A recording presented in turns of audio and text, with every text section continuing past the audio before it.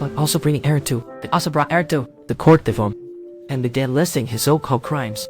Disobedient, cowardly as a mouse. In the face of these baseless accusations, Eric did not show any anger or fear, but responded with a composed and powerful counter. I will obey, but I will never polish your damn shoes. You're swearing again. 1 week of detention and an apology. I've already received my due punishment. 4 weeks of detention and 2 weeks of grounding. Will you apologize? No.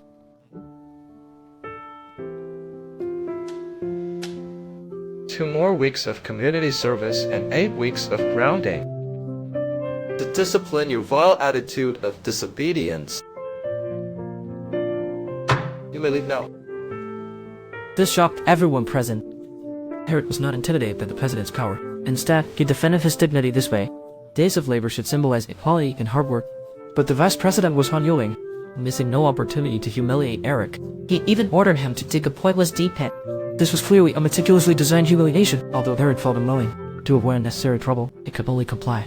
Just when he had finished digging the pit, sudden heavy rain poured down from the sky. It was not until nightfall that the vice president arrived. Without a word, he ordered Eric to fill the pit back up. It was completely a look of mocking him. Eric's anger was like lava before a volcanic eruption. He instinctively raised the shovel in his hand. The vice president was clearly startled by his actions, but they still didn't believe Eric dared to resist.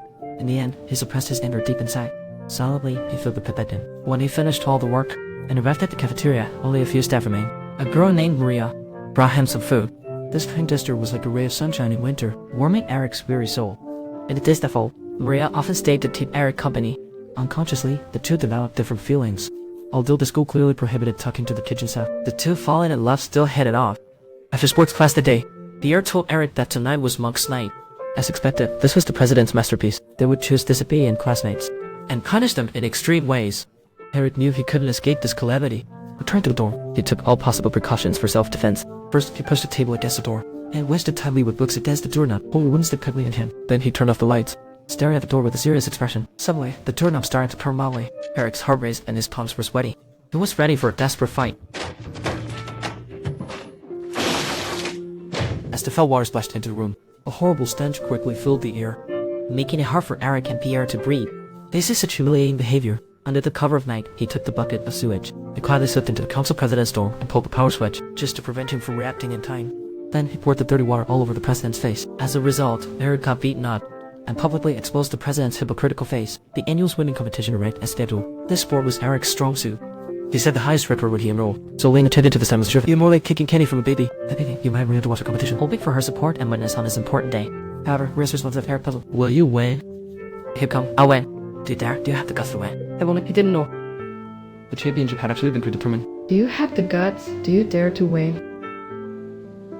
This moment, he had no idea. Champion of the competition was actually predetermined. On the day of the competition, Eric won first place in the first round. He ranked first in his group. While he was preparing for the finals in the lounge, a few senior students marched in.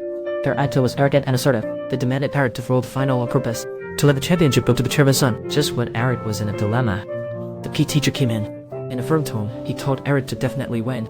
He must follow his own heart. He needed to understand that his participation was not to conform to this game, but to resist the rid of fair rules. These words instantly ignited Eric's fighting spirit. With the referee's whistle, the finals officially began. Eric deliberately jumped in last. He intended to use his undeniable strength to thoroughly defeat those who manipulated through capital and power. Amidst the cheers and applause of his classmates, Eric broke the school record that had stood for 9 years and won the championship. However, in physics of results,